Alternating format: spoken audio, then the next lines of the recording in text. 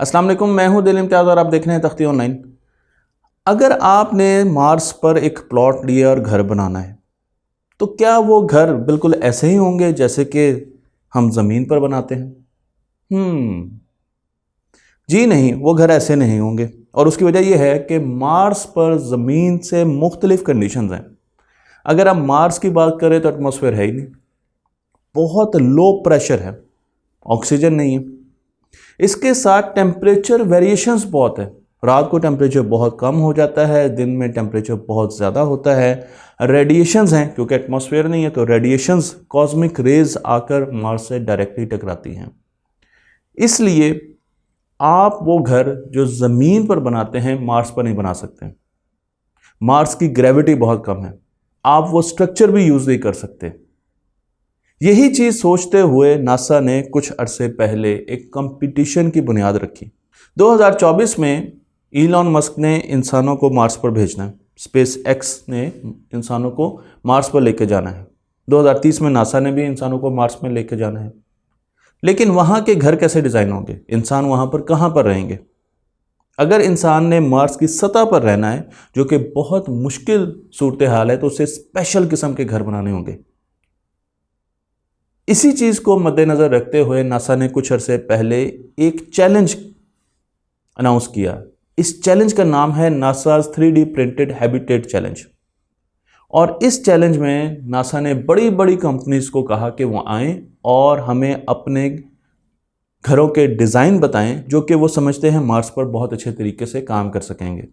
बहुत सी कंपनियों ने इस चैलेंज में हिस्सा लिया, लेकिन जो कंपनी कामयाब हुई, जिसका मॉडल एक्सेप्ट किया गया मार्स पर बनाने के लिए, उसका नाम है AI space factory. New York based ये कंपनी है और इसने अपने घर का नाम रखा मार्शा। मार्शा नाम है उस घर का जो कि मार्स पर बनाया जाएगा और उसकी शक्ल मैं आपको यहां पर दिखा रहा हूं। इस कंपनी ने इस चीज का ख्याल रखा कि इस घर को बनाने के लिए किसी इंसान की जरूरत नहीं होनी चाहिए। मार्शा घर को रोबोट्स 3D प्रिंटर्स आसानी से बना सकते हैं। इसके लिए जो मटेरियल इस्तेमाल होगा वो बसाल्ट रॉक्स होंगी जो कि मार्स पर बहुत ज़्यादा मौजूद हैं। इसी तरीके से पॉलीमर्स का इस्तेमाल होगा जो कि starch based, plant based polymers होंगे। मैं आपको इनकी डिटेल फर्दर बताने जा रहा हूँ। बसाल्ट फाइबर की अगर बात करें, अगर आप इसका स्ट्रक्चर देखें तो बसाल्ट फाइबर से इसका स्ट्रक्चर बनाया जाएगा जो कि बहुत ज़्यादा स्ट्रॉन्ग होता है, मजबूत होता है। और उसकी मजबूती, उसकी टेंसाइल स्ट्रेंथ कंपेरेबल होती है, बराबर होती है तकरीबन कार्बन फाइबर के और केवलार के।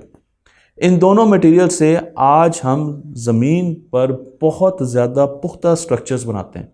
इवन फार्मूला 1 में भी इन्हीं मटेरियल्स की गाड़ियाँ इस्तेमाल हो रही थी, जहाँ पर एक्सीडेंट का बहुत ज़्यादा इम्पैक्ट होता है और ख़तरा भी होता है। बहुत ज़्यादा अच्छा इंसुलेटर है बसाल्ट फाइबर, और इसके साथ साथ इसकी जो मैकेनिकल स्टेबिलिटी है वो बहुत ज़्यादा है। तो ये बहुत सी ऐसी खसूसियात थी जिसकी वजह से बसाल्ट फाइबर को हमने पिक किया।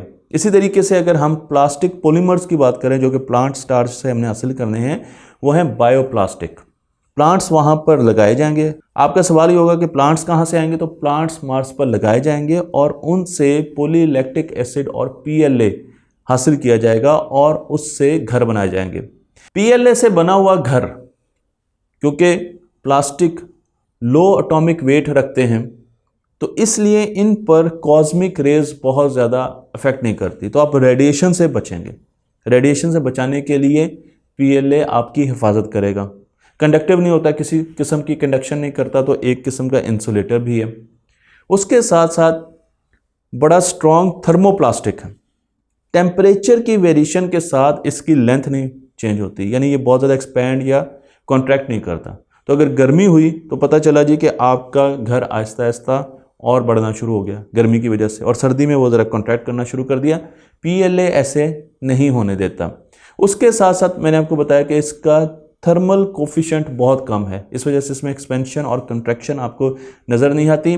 और अमूमन जब हम PLA को 3D प्रिंट करते हैं तो किसी किस्म के टॉक्सिक पार्टिकल्स नहीं बनते, जबकि हम पेट्रोकेमिकल्स को, कुछ पेट्रोकेमिकल्स को जब 3D प्रिंट करते हैं तो वहाँ हमें पॉइजनस पार्टिकल्स नज़र आते हैं। तो इस चीज़ का भी ख्याल रखा गया कि ऐसी चीज़ हो ऐसे मटेरियल्स हम 3D प्रिंट करें या प्लांट से लें जो कि टॉक्सिक ना हो।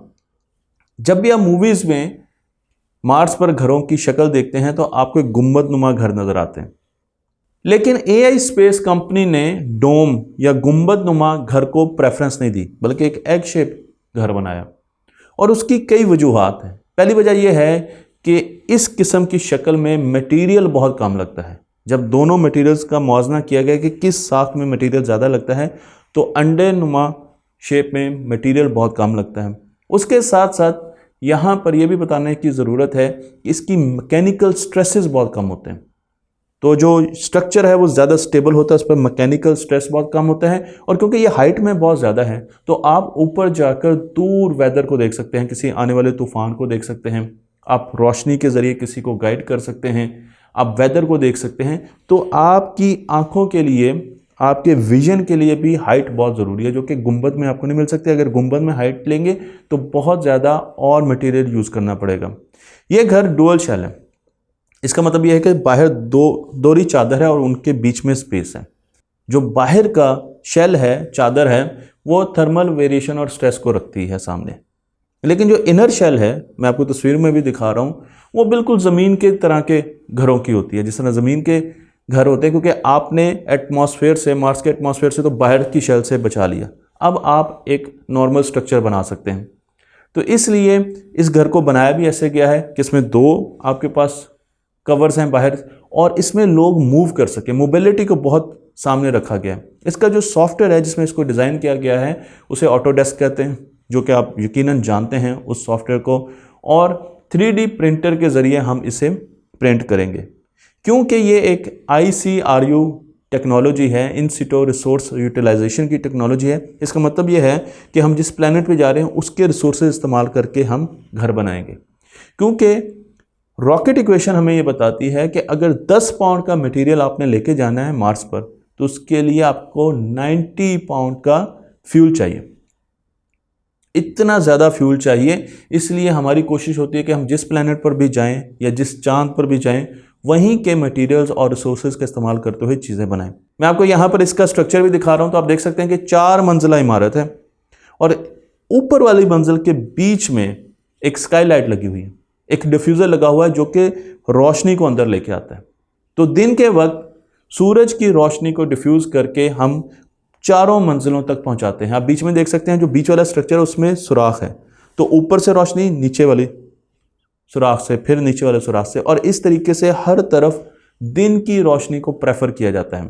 ये डिफ्यूज़र मुख्तलिफ जगह पर लगे हुए हैं और हमें सनलाइट देते हैं, जबकि रात को आप आर्टिफिशियल लाइट यूज़ कर सकते हैं। इसे नेचुरल स्काईलाइट कहा जाता है। मैं आपको अब इसकी चारों मंजिलों की तस्वीर दिखा रहा हूँ। पहली मंजिल पर आप देख सकते हैं कि यहाँ पर हमारे पास एक डॉकिंग सिस्टम है, जहाँ पर रोवर का गैराज है।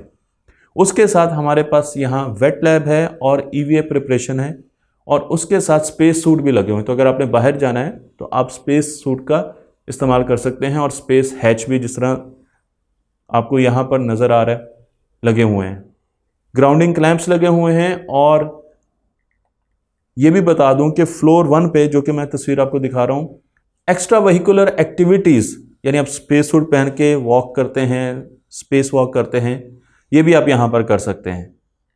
जब आप दूसरी फ्लोर पर आते हैं तो यहाँ पर हमारे पास किचन है, यहाँ पर एक ड्राई लैब भी है, और उसके साथ साथ विंडोज़ भी लगी हुई हैं ताकि हम बाहर की तरफ देख सकें।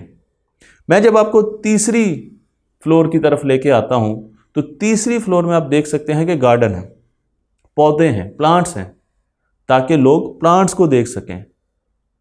उसके साथ साथ हमारे पास मुख्तलिफ पॉड्स भी लगे हुए हैं।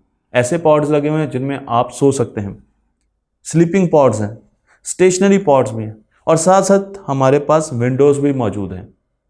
और फिर मैं आपको चौथी मंजिल की तरफ लेके आता हूँ, जहाँ पर एक्सरसाइज, एक छोटा सा जिम है जहाँ पर वहाँ के लोग एक्सरसाइज किया करेंगे, और उसके साथ एक छोटी सी रिफ्रेशमेंट की जगह है जहाँ पर आप बैठ के बातचीत कर सकते हैं। तो ये था वो घर जो मार्स पर अब हम बनाने जा रहे हैं। लेकिन अब मेरा सवाल ये है कि क्या यही डिज़ाइन चांद और दूसरे प्लैनेट्स के लिए होगा, या उसमें कुछ तब्दीली की जाएगी? अगर आपकी कंपनी चांद के लिए घर बना रही है तो उस घर में आप इस किस्म का मटेरियल इस्तेमाल करेंगे और उसका स्ट्रक्चर कैसा होगा, क्या वो बिल्कुल ऐसा ही होगा या उसमें आप मुख्तलिफ चीज़ें इस्तेमाल करेंगे? अपने जवाब को कमेंट्स में लिखिएगा। तख्ती ऑनलाइन को लाइक कीजिए, शेयर कीजिए और इस इल्म को दूसरों तक पहुंचाते रहिए।